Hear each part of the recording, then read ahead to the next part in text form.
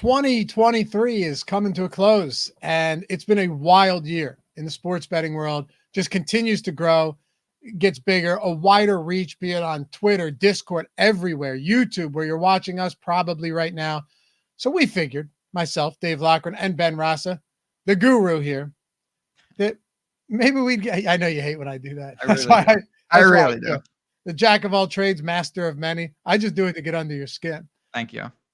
We had a lot of questions. We get a lot of questions all the time about this stuff. Not just what transpired the last year, but an array of things like what is EV betting and how do I prevent being limited? And, why are we betting so many unders and all of that stuff, right? Like, can you trust these people on Twitter with these massive followings? Everything. Should I be betting parlays, same game parlays? They're huge now. Pick'em sites, all of that. So a bit of a state of the union to close out the year, heading into 2024. We thought we'd sit down with you guys, have a little casual discussion here, and get into talking about what we love. I mean, look, this isn't a job right now. This is you and me just talking. I wanted to do this for a while. We've had some requests in Discord to do something like this where it's just, what do we see? We do this every day. We're immersed in it. Obviously, we have a different vantage point than some people, and just our honest thoughts, good, bad, I don't know, I know, I have this theory on all these topics because it's not going away. 2024 is going to be insane. And I really do that there's some pretty interesting wrinkles. We haven't talked about some of these. I know we talk all the time, but I genuinely want to hear your thoughts on what you think about where we're headed. Not just in Odd Shopper, and of course we're going to talk about that too, but just the state of betting in this country now that it's everywhere. Well, look, I think the biggest thing that pretty much anybody sees, because not all, I get comments on YouTube all the time where they're like, hey, I don't have Twitter, but wanted to shout you out and say hi, stuff. I just had my second child a couple of weeks ago, and a lot of that was on YouTube. Like, I don't have a Twitter, but hey, man, this and that, congrats, and, let's win. But like the biggest thing that you see now, and you have to, I look at it in two ways. In one sense, it's like, credit these people that have built up these massive, 100, 200, 300,000 followings on Twitter with, massive, massive reach, talking sports betting every day, throwing out these huge, 100-to-1 parlays and getting, I mean, that's the type of stuff that when it hits, it's going to grab a huge following. But there's definitely like a mask over a lot of people that come in and look on Twitter and see these type of people. The immediate assumption for your casual bettor, someone that might just be diving into it, is like, this is just somebody that can't lose, that has massive wins. It is funny to kind of see behind the curtain when you're aware of that stuff, how different that really is and how different perception is from reality in a lot of those cases. It's all context. That's how I always try to frame stuff in context, because if you take bits and pieces of a puzzle, you can get a very different image than the actual picture. And I think one of the big problems in the industry itself is people don't know a lot about betting, so they don't know what's attainable, what's real, what's crazy, what's not crazy. I always go to sports. I was thinking about this actually yesterday, unrelated but kind of related. If you don't play basketball, you don't know anything about the NBA at all. If somebody said to you, I shoot 95% from the 3-point line, I don't know, you might think like, okay, that sounds pretty good. And I have no idea. I don't know anything about basketball. If you watch basketball and someone that said that to you, you would be like, you're an idiot. That's not possible. Because again, you have context. You understand. And it's the same with betting. I think that's always the part that if you don't have the pieces and you don't have the context, you don't know what's attainable and what's not. And so obviously there's all sorts of stuff out there. And I think for me, that's always the difficult part for people just getting in, is what is realistic and what are the expectations? I will say though, I some people, hate that type of stuff on Twitter. Maybe it's wishing they had that type of following themselves. Personally, I wouldn't want to deal with the people in the comments. Well, I mean, you're the same way. You're the same way. But I don't have an issue with it. And the reason is because Like, yeah, do some people get jammed up on that and wonder why they're not hitting them? Sure. But there are a lot of people out there that just want to play lotto tickets, that just like they just want to run out big parlays. It's disposable income, and they'd rather bet 10 to win 10,000 than someone like you or myself who would rather bet 110 to win 100 and just do it, constantly in order to churn out a profit, what many would call the boring way. So I don't have an issue with it. There's people out there, there's clearly a market for that. People That's enjoy awesome. that, right? I'm all for that. I really am. I think where it gets confusing from both sides of the street is obviously if you're promoting that type of content, you got to know what you're promoting. It's entertainment, upside, lotto, chance. Right. If you're playing that kind of content, the same things should apply. I'm doing that because I want a big sweat. I want to say 1 in a million, maybe I can get this, and it's a hell of a story, a hell of a run. If your sole goal is profitability and you're doing that, now you have a bizarro that's not going to work. Just like if your maybe some people are like this. If your whole goal for betting was entertainment and you're grinding out like very boring niche unders, that's not my idea of a good time. That's more for profitability. So it's just marrying up my goals with the type of bets. And I think that's where Twitter is so noisy. By the way, what happened to you calling it X? What happened? I gave up. I gave up. And just as some of our friends started to come along for the ride with me, I was like, I don't want to do it anymore. I'm going back to Twitter. I'm going back to Twitter. Do you think with the amount of money some like these people are able to get down on these massive parlays, do you think it's possible that any of them are lifetime profitable? I mean, I never like to paint with like a broad brush and a Sharpie when you don't know, but I'll say this. Clearly, the books are not morons. They want the business for people that they think ultimately they're going to make money from. They're not going to let you, if you have a pattern of doing things that are pretty sharp or pretty advantageous, suddenly bet tens and 20 and 30 and $50,000 on these things where it's pretty clear to be doing that you probably have an edge. So if you do see that, I do think there's an element of how is that happening. You're going to see some big hits. You're not going to see maybe the full picture. I think everything is a case-by-case basis. But in the most part, I know there are a lot of sharp people, and the majority of them getting down in terms of the action is a big piece of their puzzle, because it's not as simple as opening up the book and pressing, I'll bet 20K on this, no problem. It doesn't work like that. Dude, I'm the furthest thing from the sharpest bettor out there. And if I tried to throw a parlay on DraftKings, I'm getting like 10-cent parlays. Yeah. Yeah, I cannot. And it's not everyone. Like I said, it's just in general, you have to change that mindset and really think about what are you seeing and why. They want to encourage same game parlays. Some of the things that can be, if you're really just doing it in a casual way, can be very advantageous for the books. You see those advertised a little more, and I think there's a reason why. I will say though, I've made a very heavy shift to the market-based plus EV betting over the last year. You've been doing this is something you've done with your own tools for a long time now, right? Finding sharp sports books, and you've done the manual labor, put it that way. I know it wasn't easy. But like I've taken that approach a lot, and look, some books, some of these retail books are going to limit you. They have with me. Others are still pretty okay. But it's a process, man. Like maybe this sounds crazy, but it is one of those processes where you have to kind of adjust the way you think. And it took a little while for me to do that as well. I'll tell you what I mean. Like on one hand, you're going, all right, I may not love this bet itself, but I have to understand that this isn't like a researched or statistical or analytically based bet, right? Like this is strictly based off what the sharp markets, what the sharp books are doing, and why this line, why these odds are off from them. And who do I trust more? These sharp books that have a proven track record of being the best out there, or myself.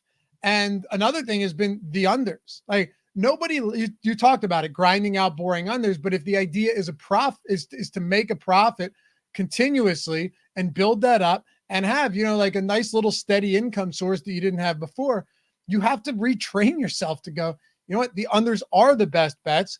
We've run a lot of like studies, comprehensive studies here at OddsShopper, and we have found that there's more juice, there's more vig on the overs, and that's going to naturally drive you towards more unders. So it's definitely a process that takes you a little while to rewire your brain. I know it sounds crazy, but it is. It's totally different than the type of betting that any casual, anybody that got into betting would be familiar with or even comfortable with early on.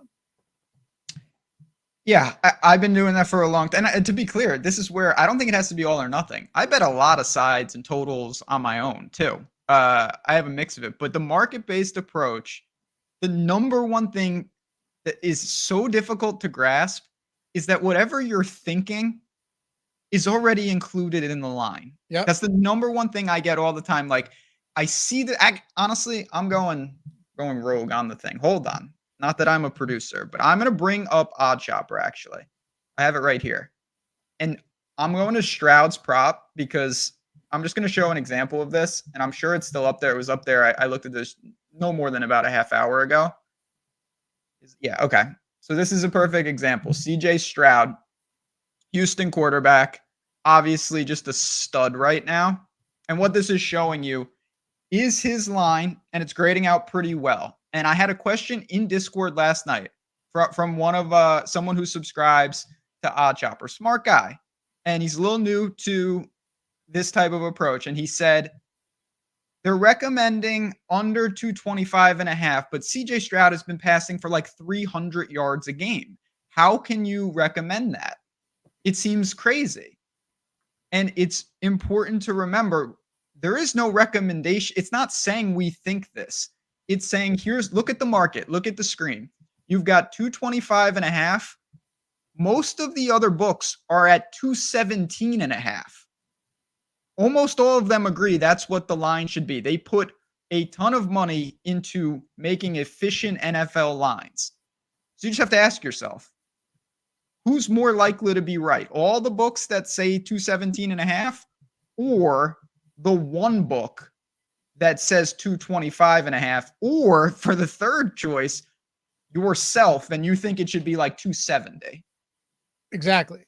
I had a similar, and again, it's a process, but you have to talk about this. We're talking 2023 here, EV betting, and I'm going to ask you what you think it looks like in a little while from now, and how much it changed, and how much, like, our site OddsShopper, how much we'll have to adjust to what the books do, because the books aren't just going to sit by idly as people take their money. They're either going to limit them or they're going to look to make adjustments elsewhere.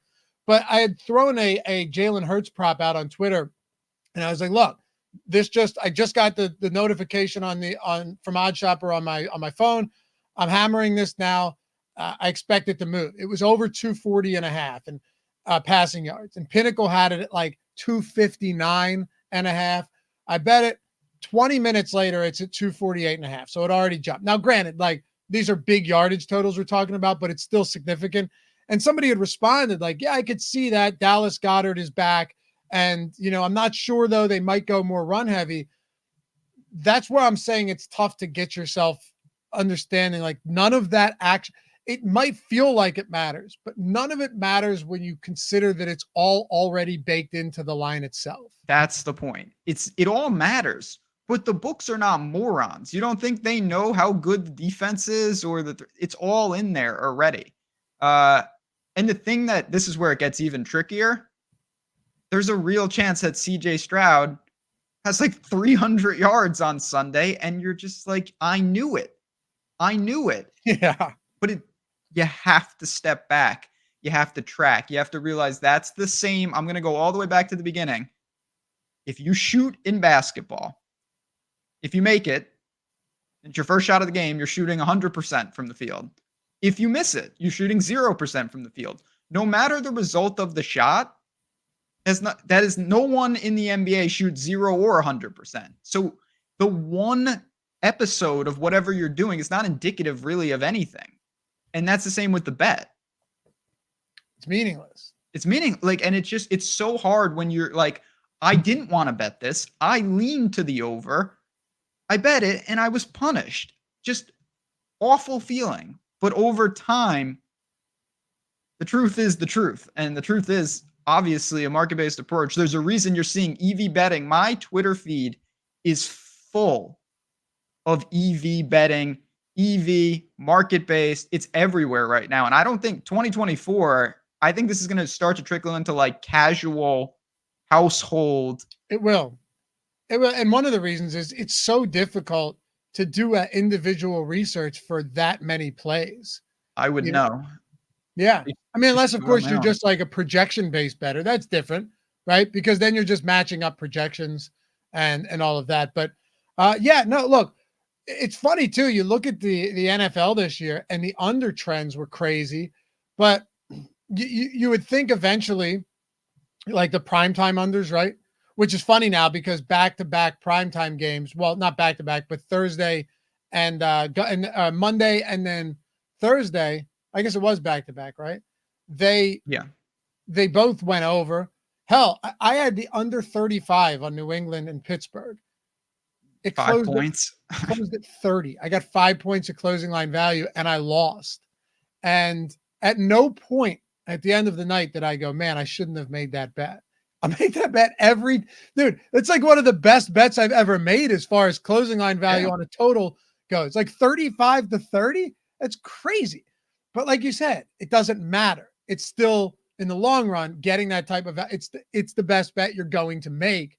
Do you think books, when you see those trends with unders, like it went on for so long this season, and now you're going to see variance, and maybe that is variance in itself. But do you think they make quick adjustments here to these type of totals, or do you think they waited too long, or do you think they were just the lines were set right?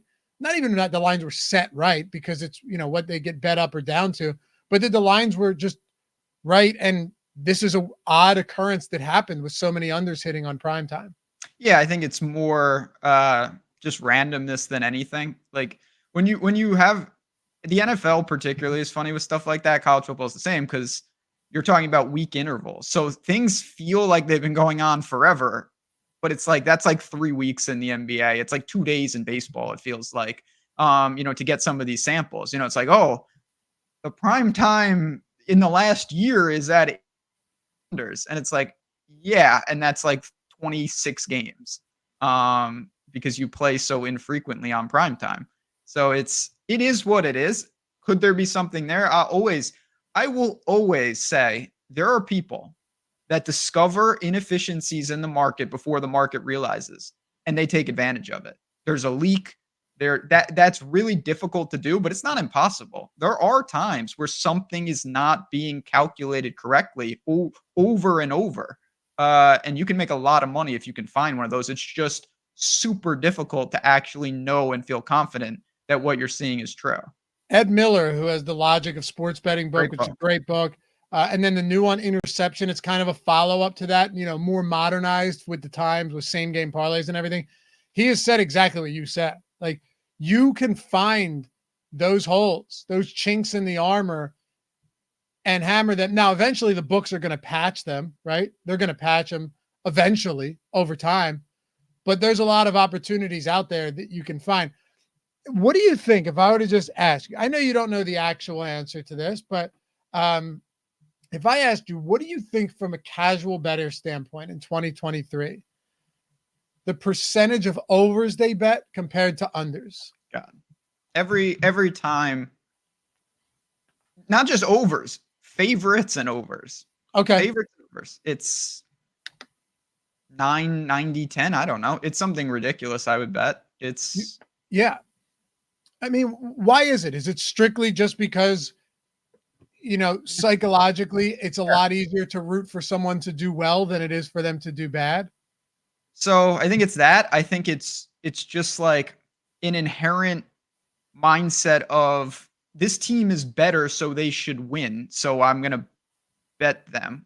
Like, even though you're laying points and you may understand that, you still start with like, well, they're better. So like, I can't bet the other team. And you know what's funny? This is kind of random, but that's what we're doing here. I always see this, and I always think this is hilarious. Say like college basketball, where you have big discrepancies. There's so many teams. You have like 35-point spreads sometimes. If you like in my experience, if I lay 30 points in a game, right? That's a lot of points, and the Yep. team does not cover. They win by 24. Almost every response is, "Oh my god, so close. Like, what a stupid beat." If you take a team plus 30 and they lose by 31 and they do not cover, every response is, "That team sucks. They got blown out." It's like, of course they got blown out. For them to not cover, they have to get blown out. They're getting 30 points. And that mindset, I don't think people like to root for teams like that. And sometimes with unders, it's the same way. Well, I think there's another element of that is like if you're betting the money line on a team that is a 30-point favorite, right? You're going to win almost every time, but you're going to win essentially nothing. Yeah, And if you're betting the money line on the dog, you're going to essentially win never. And if you do miraculously win at one point, then sure you get paid out. But you once you understand that the what a spread actually is it's evening the matchup of a lopsided, talent discrepancy. So you have this huge talent discrepancy. How do you bet on these teams? Well, you can't bet the money line on either side unless you're insane, right? Or unless you're trying to make pennies on pennies at a time. The spread is the equalizer. So it's equalizing the matchup. 100%. So yes, this team is way better, obviously, but now it's equal. And that's like, you know what I mean? It's once you look at it that way, once you can wrap your head around like, no, now they're equal here because they have to win by this much, or now they only have to lose by this much. Then then it becomes a whole lot different. Nope. It's just people, I'm telling you, it's just like that team sucks. How can you bet on the team? They've lost 7 in a row. Yeah, they're getting 30 points. It's like, you don't think they know that? Right. But it's just a psychological hurdle that happens. And it's just like, I think there's also a distorted reality in general for how often things happen. Football is a great example of this. If you take a really bad team, obviously like this year, the Giants have really struggled. And they play San Francisco. And you ask a casual, what do you think the chances are the Giants win? They have no chance. 1%, 1 in 10,000. And it's like 13%. It's honestly like, 12%, 18, yeah. Like it happens. Yep. And it's just the people do not, because it's hard to grasp. How could they win? They're not better, and they're not. Even if they win, it doesn't make them better. It's just that's a kind of the distribution. Yeah, but then ask them what they think the odds are that they cover. Oh, it's also like, well, of course they're going to cover. They're going to crush them. Right. But it's like 50%. Yeah, but it doesn't. This is why tracking is. You want to talk about 2024, and there's a lot of apps out there, a lot of things. I'm a dinosaur. I use like crazy Excel spreadsheets still, but you got to track because your mind will play tricks on you.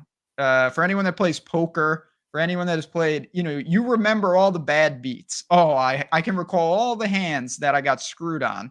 I don't really remember the times though where I caught the break, where my team hit the 3 at the buzzer. Yep. Oh, go ahead. You just tracking has no bias, but you do when if you ask someone, give me your 3 most memorable bets, they're all terrible beats. Of course. I was this close to a 10-leg parlay, and the last leg, a dinosaur came on the court and ate my player. And it's like, well, A, I don't remember that. And B, you get it back in the long run. Man, there's our friend Greg Ehrenberg, great bettor himself. But yeah. Greg's thing recently is just like finding people on Twitter. Oh my God. Well, now people are sending the tweets to him. The people that, a player gets injured and they're immediately tweeting at the books, excoriating them, asking for a refund or to void the bet. And I tweeted this the other day and it made me think about this. like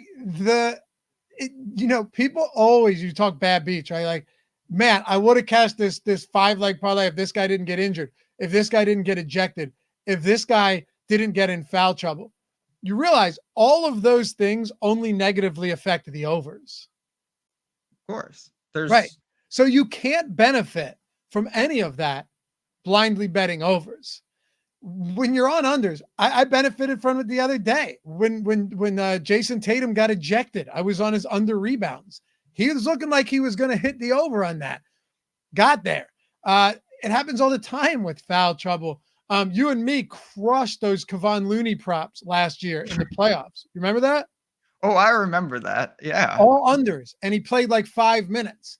Early on, it looked like he was going to go over. Like 15 rebounds in 4 minutes. Like it was something ridiculous, but they still cruised to the under. I'm just saying, like, I think if you were to blindly bet overs and blindly bet unders at the end of, say, year 2023, I don't know if you're blindly betting all of them if on a single book, if either of them are going to be particularly profitable. But I can tell you that you probably have more success blindly betting those unders.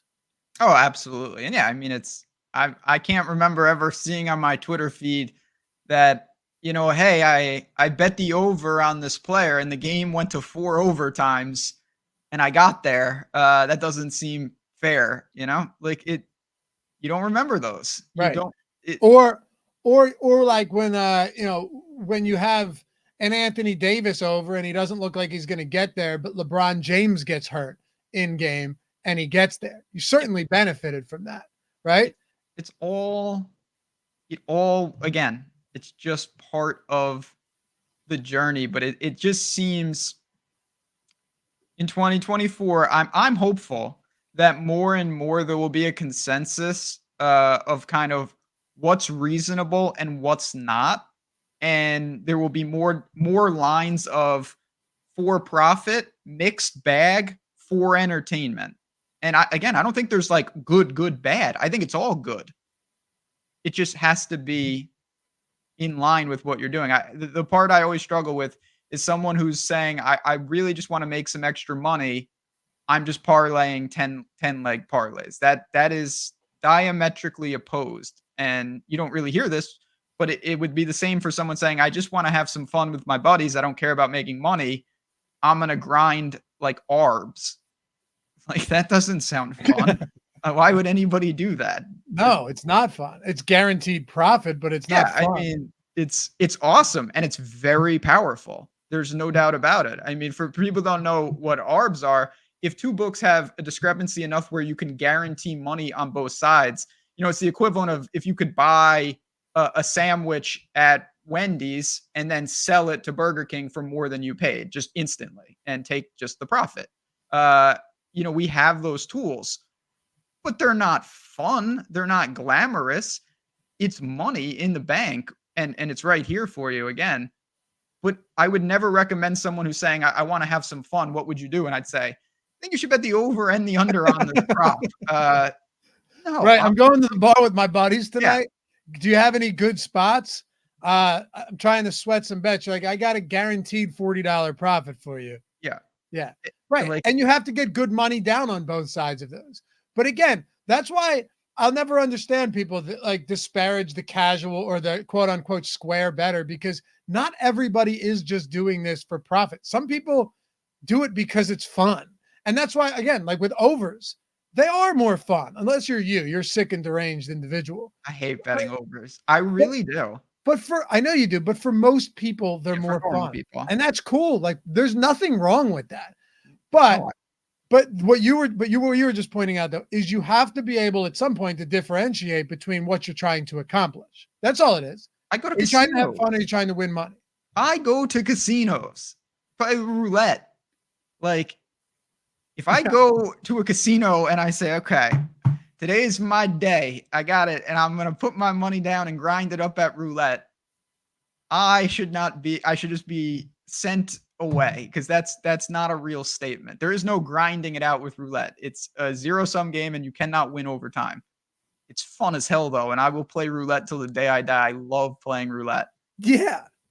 I was at a comedy show at Parks with a couple buddies of mine. We went to see Tim Dillon 2 years ago in March.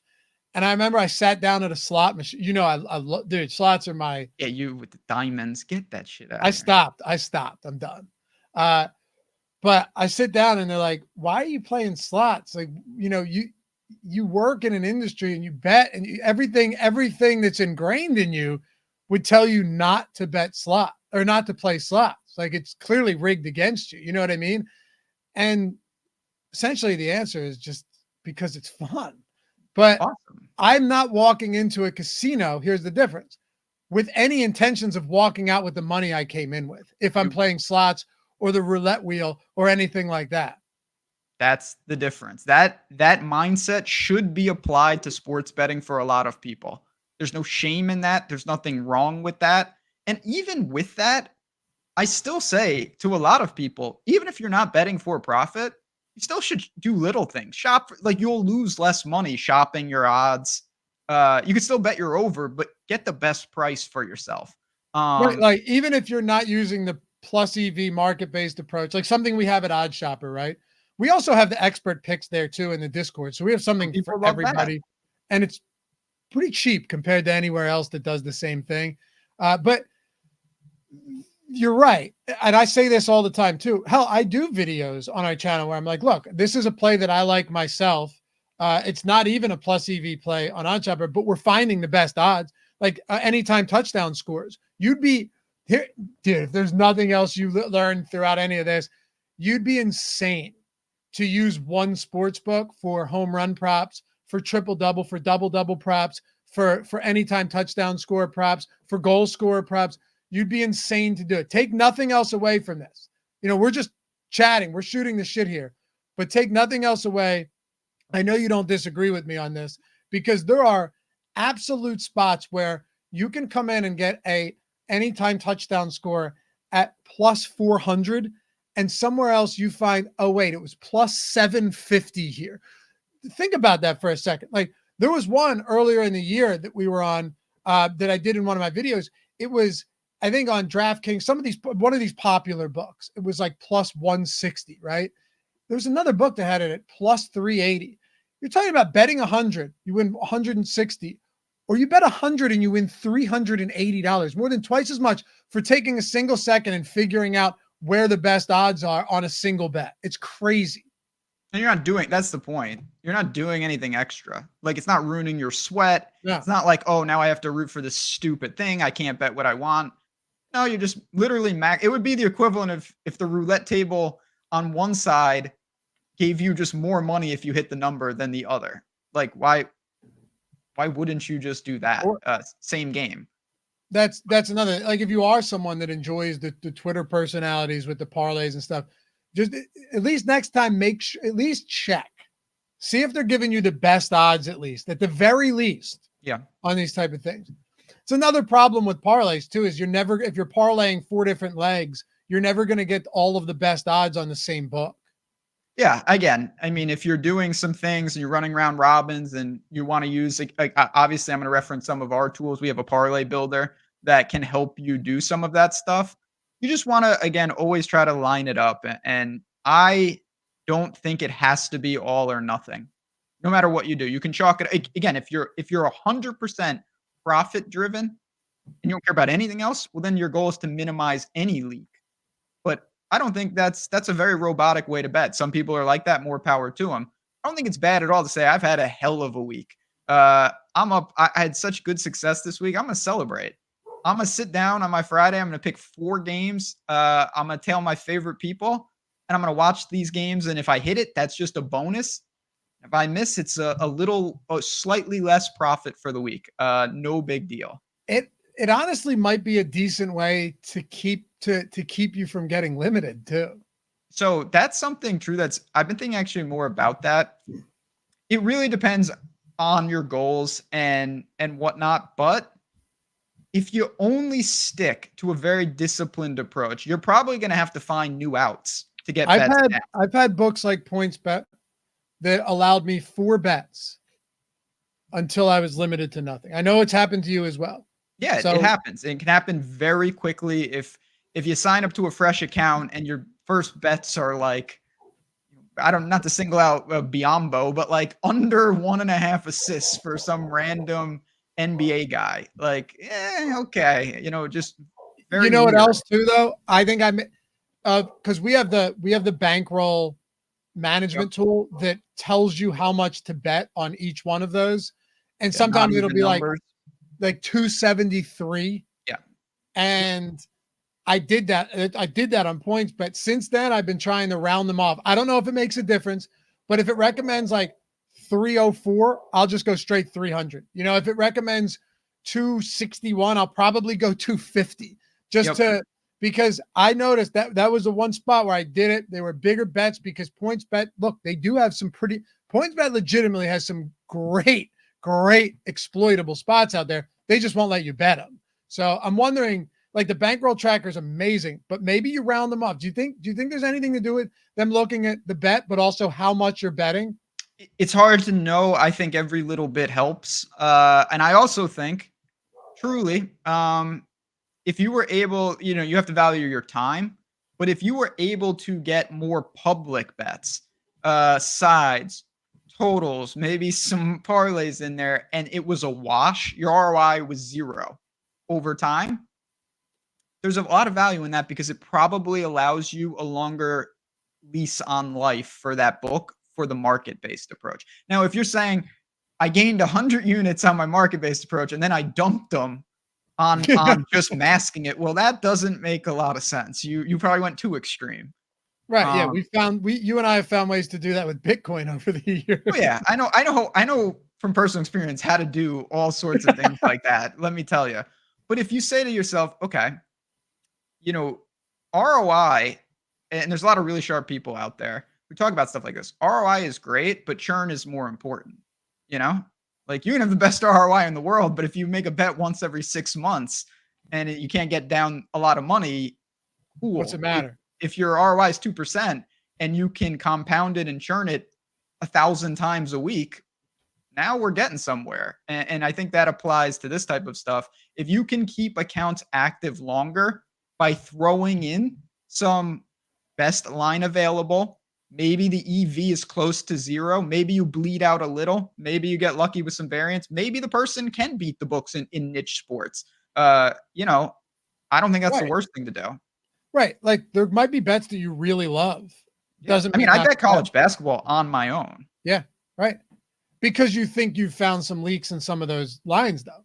I do. I do. I think that there are so many teams that it's not an efficient market, and if you really dig, you can find that. Now, I'll be honest. I don't think that betting obscure college basketball is the biggest indication that you're a giant square for the books. They're probably like, why is this That's a guy good betting point. like a shitload on High Well, Point? especially some of the teams you That's bet. what I mean. It's all within reason. Now, if you're betting Duke, North Carolina, that's probably a little better Not than Elon betting. University or whatever it Yeah, is. the Phoenix are not the most prevalent team in the world, but I do think a portfolio that encompasses a little of both. I've always advocated for that. I'm not changing that in 2024 for myself. No, but I think in 2023, if you asked me, and I'm someone that has to spend time on Twitter for work, you're the same way. We have to be apprised of everything. We have to put stuff out there. We all of that content. If you ask me, like, what's the biggest storyline from 2023? I wouldn't say it's these states opening up and offering bets. I wouldn't say it's the pick'em platforms exploding, which they are, by the way, Prize Picks and all of them. I wouldn't even say it's EV betting, but it's tied to that. I think it's being people getting limited. I mean, it didn't matter really in 2022. I'm not saying you could go put $5,000 down on any prop, but like for my limits, which aren't astronomical, I never had any issues with that. 2020, and I know Greg was the same way, and a lot. And if you just looked on Twitter, there was a stretch there where anyone that we knew was Yeah. throwing a screenshot up, being like, "All right, it was a fun run," and then they were just knocking you off one by one. The limits became a real thing in 2023, and not just for the upper top echelon of sports bettors. No, again, it becomes a game within a game. And we'll see where that goes. Obviously, the white whale of more peer-to-peer sites being across the markets. There's all sorts of, I think, legal issues with that stuff beyond my pay grade. I think for me, the biggest takeaways from 2023, certainly limiting is up there. I think just the rise of the amount of people that are in the space. Some are awesome, some not so much, like every other industry. Uh, and I think just seeing, I mean, every day I see someone on Twitter like, oh, Johnny Samurai, never heard of him. And then I look, it's like he has 100,000 subs. Great. I don't know, man. They can't, let's be real. Not everybody is printing money out there. Far from it. And there is a lot of sharp people that know what they're doing. There's a lot of people that are in the middle. Then there's a lot of people that are doing things to kind of, for lack of a better term, kind of scheme people where they are not giving you the whole picture. And it's just the more information you have, the easier it is to decipher what's realistic and then who's realistic. I guess that's the best way I could put it. Sure. Look, you can hide behind the guise of a $90,000 parlay hit for years. Or just like, I'm 35-0 in my last 35. But they don't tell you they bet all those 30-point favorite money lines. Yeah. It's like, well, that's great. It's true. You are, but you're not telling the full story. Yeah, absolutely. It's been a fun year though, man. It's been a good year. Do you think there is a way for books to start adjusting to these plus EV tools like we have? Or do you think the adjustment is just limiting any? Because look, here's the great thing. If you get limited, it means you had a nice run and you can always go elsewhere. And there are still some books that aren't going to do it. But do you think their play is just to continue limiting people? Do you think there will ever be enough pushback going, hey, like you're literally only taking money from losing bettors at this point? That's unethical and it can't happen. Or is that never going to happen as long as they're bringing money in and it's and getting taxed to hell on it? I think it's a little of both. Certainly, I think there will be points where there's pushback. We've seen some books out there that operate a little differently, more like a casino game where you sit down at a blackjack table and it says max bet 500, min bet 10. And it's the same for everyone. Now, if you're a card counter, it's different, but that's not what we're talking about. There's no one who sits down at the table and they say, oh, you can bet 2,000 and this guy can only bet 2.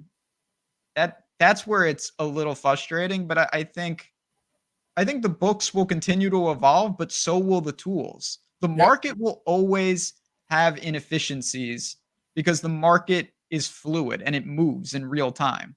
So I don't really worry about that. It's been like this for many years. I think the harder part is finding, and again, this is, of course, I lean to OddsShopper and our data team, finding the source of truth for the bets, which means who is the expert?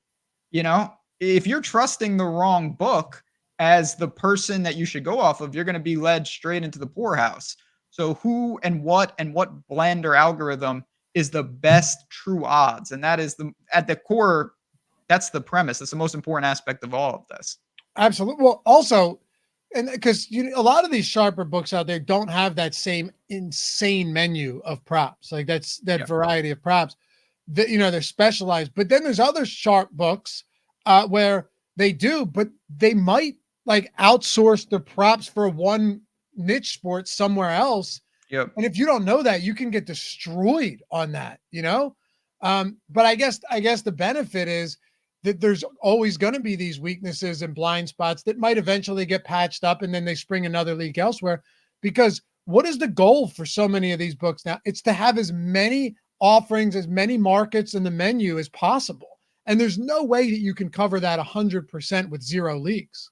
No, again, the more books offer, the more unsolved it is and the more exploitable it is. Like these the more open they are to mistakes.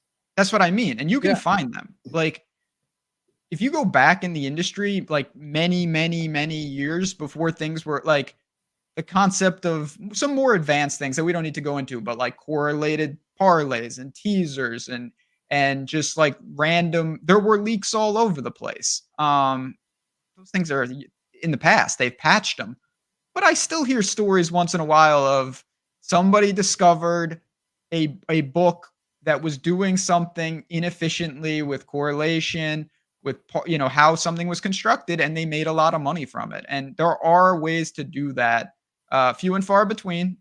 In the meantime, I think just picking off, a top-down approach where you're picking off stale lines is always going to be effective.